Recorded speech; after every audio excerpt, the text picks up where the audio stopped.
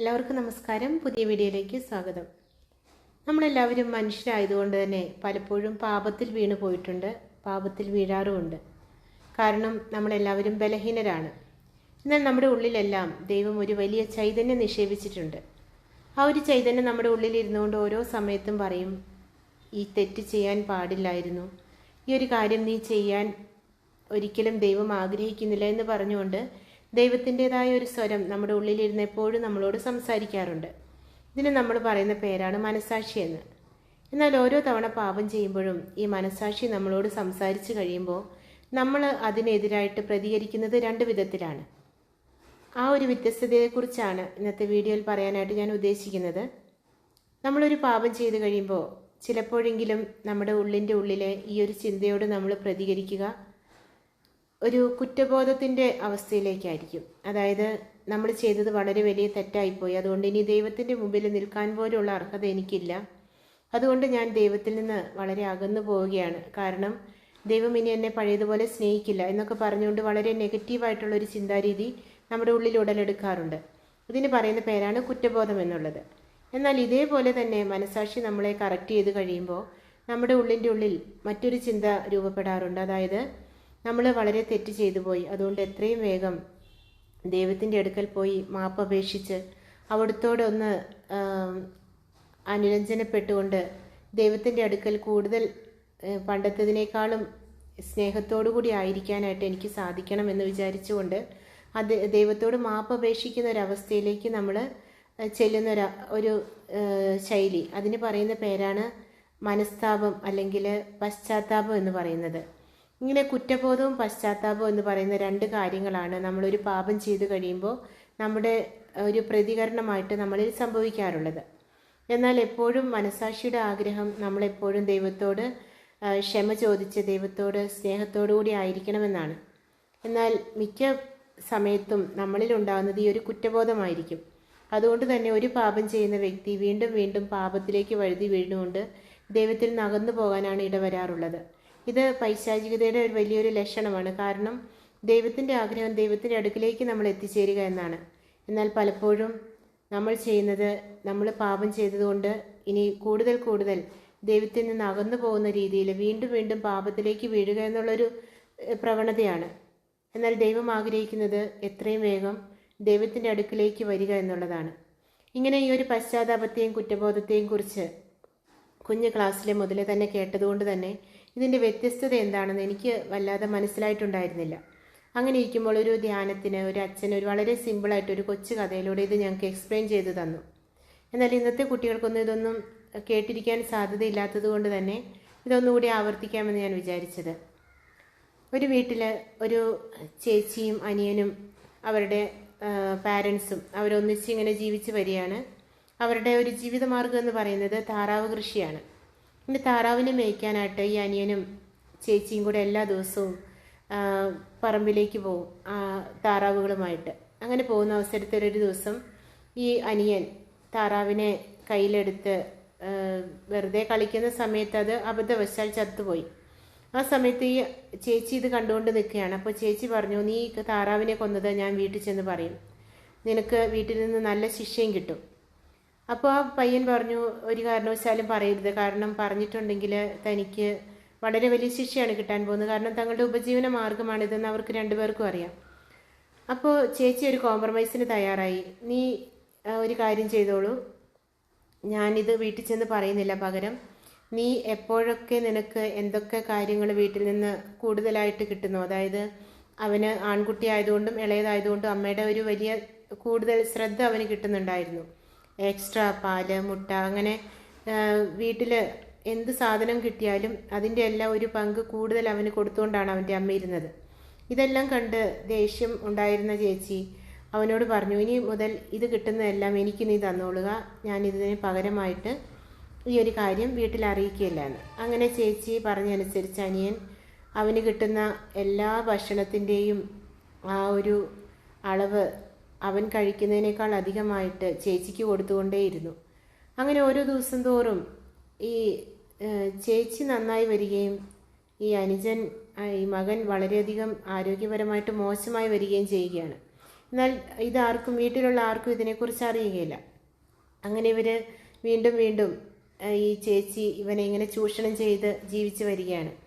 ഇവന് കൊടുക്കുന്ന മുട്ടയും പാലും ഒക്കെ കഴിക്കുന്നത് ഇപ്പോൾ ചേച്ചിയാണ്. അതുകൊണ്ട് തന്നെ ഈ പയ്യൻ വളരെയേറെ വീക്കായി വരികയാണ്. അങ്ങനെ കുറേ നാളായപ്പോൾ വീട്ടിലുള്ളവർക്കൊക്കെ ആകെ സങ്കടമായി. അങ്ങനെ ഒരു ദിവസം ഇവനെ ഡോക്ടറെ അടുത്ത് കൊണ്ടുപോകാനായിട്ട് തീരുമാനിച്ചു.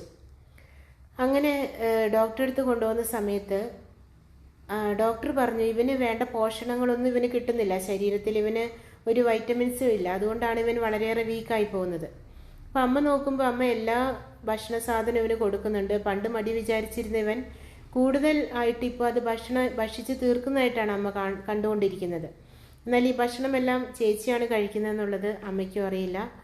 ഈ അനിയനും ചേച്ചിക്ക് മാത്രമേ ഇതറിയത്തുള്ളൂ. കാരണം ഇവരുടെ ഒരു ഡീലെന്ന് പറയുന്നത് താറാവിനെ കൊന്ന കാര്യം പറയാതിരുന്നിട്ടുണ്ടെങ്കിൽ തനിക്ക് കിട്ടുന്നതെല്ലാം ചേച്ചിക്ക് കൊടുത്തുകൊള്ളാം എന്നുള്ളതാണ്. ഇത് വീട്ടിലുള്ള അമ്മയോ അച്ഛനോ ഒന്നും അറിയുന്നില്ല. അതുകൊണ്ട് തന്നെ അവർക്ക് ഇതിൻ്റെ കാരണം മനസ്സിലായില്ല. എന്നാൽ ഡോക്ടർ വളരെ വിശദമായി വ്യക്തമായി തന്നെ പറഞ്ഞു ഇവന് ആവശ്യത്തിനുള്ള പോഷണങ്ങൾ കിട്ടാത്തതുകൊണ്ട് മാത്രമാണ് ഇവൻ ഇങ്ങനെ വീക്കായിക്കൊണ്ടിരിക്കുന്നത്. ഈ നില തുടർന്നിട്ടുണ്ടെങ്കിൽ ഇവൻ തീർച്ചയായും മരിച്ചു പോകും. അത്രമാത്രം ഇവൻ ശക്തിയൊന്നൊക്കെ ക്ഷയിച്ച് അവശതയിലെത്തിയിരിക്കുകയാണ്. അങ്ങനെ ഡോക്ടർ ധാരാളം മരുന്നുകളൊക്കെ കൊടുത്ത് ഇവനെ വീട്ടിലേക്ക് പറഞ്ഞു വിട്ടു. അങ്ങനെ സ്കൂളിലൊന്നും പോകാൻ കഴിയാതെ ഈ പയ്യൻ വീട്ടിലിരിക്കുന്ന സമയത്ത് ഒരു ദിവസം അവന് തോന്നി താൻ ഇങ്ങനെ പോയിട്ടുണ്ടെങ്കിൽ എന്തായാലും മരിച്ചു പോകും. എന്നാലൊരു കാര്യം ചെയ്യാം, സംഭവിച്ചത് എന്താണെന്നുള്ളത് അമ്മയോട് തുറന്ന് പറഞ്ഞിട്ട് തന്നെ കാര്യമെന്ന് വിചാരിച്ച് അവൻ അമ്മയോട് പറഞ്ഞു, അമ്മേ ഞാൻ ഒരു കാര്യം പറയാനായിട്ട് ഉദ്ദേശിക്കുകയാണ്, അമ്മ എന്നെ വഴക്ക് പറയരുത്. അങ്ങനെ വളരെയേറെ മുൻകൂർ ജാമ്യമൊക്കെ എടുത്ത് അവൻ കാര്യം അവതരിപ്പിച്ചു. അപ്പോൾ അമ്മ ചോദിച്ചു നീ എന്താണ് പറയാൻ പോകുന്നത്, ധൈര്യമായിട്ട് പറഞ്ഞോളൂ എന്ന് പറഞ്ഞ് അവനെ പ്രോത്സാഹിപ്പിച്ചു. അപ്പോൾ അവൻ പറഞ്ഞു അമ്മേ വർഷങ്ങൾക്ക് മുമ്പ് ഒരു താറാവ് ചത്തുപോയത് അമ്മയ്ക്ക് ഓർമ്മയുണ്ടോ? അപ്പോൾ അമ്മ പറഞ്ഞു തീർച്ചയായും ഓർമ്മയുണ്ട്. അതിനിപ്പോൾ എന്താണ് കുഴപ്പം? കാരണം ഇത്രയും നാളായില്ലേ, ഒരു ബുദ്ധിമുട്ടും അതിനെക്കുറിച്ച് ഇപ്പം ഞാൻ വിചാരിക്കുന്നില്ല. അപ്പോൾ അവൻ പറഞ്ഞു അമ്മയ്ക്ക് ഒരു വിഷമവും ഇല്ലേ ആ താറാവ് ചത്തുപോയത് കൊണ്ട്? അപ്പം അമ്മ വീണ്ടും പറഞ്ഞു അതിനെക്കുറിച്ച് ഞാനിപ്പോൾ ചിന്തിക്കാറില്ല. കാരണം ഇത്ര നാളുകളായല്ലോ, അതിനെക്കുറിച്ച് എന്തിനാണ് നീ ഇപ്പോഴും ചിന്തിച്ചുകൊണ്ടിരിക്കുന്നത്? അപ്പോൾ അവൻ പറഞ്ഞു അമ്മ ആ താറാവിനെ കൊന്നത് ഞാനാണ്, അഥവാ എൻ്റെ കയ്യിൽ നിന്നാണ് അത് ചത്തുപോയത്. ഒരു കാരണവശാലും അത് അറിയാതെ ചത്തുപോയതല്ല, എൻ്റെ കൈപ്പിഴ കൊണ്ട് വന്നൊരു തെറ്റാണ്. അപ്പം അമ്മ ചോദിച്ചു മോനെ അതിനിപ്പോൾ എന്താണ്, ഇപ്പോൾ ഇത് പറയേണ്ട എന്ത് കാര്യമാണുള്ളത്?